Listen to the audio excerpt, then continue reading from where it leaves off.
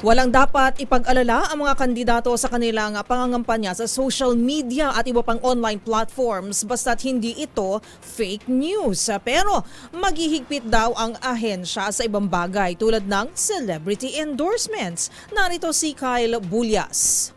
Walang magiging kontrol ang Commission on Elections sa mga content ng mga kandidato sa social media para sa kanilang pangangampanya. Ayon kay COMELEC Chairman Attorney George Garcia, wala pang batas na umiiral para sa limitasyon sa kanilang presensya online.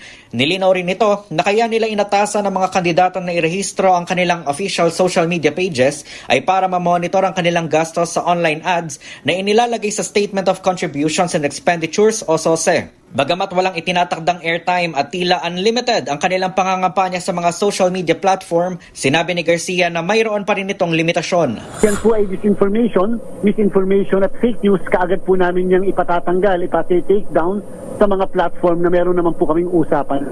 So again, medyo malaya po at malawak ang social media. Kaya malamang-lamang po itong kampanya na ito. Talagang social media ang magiging punot dulo ng kampanya ng mga kandidato.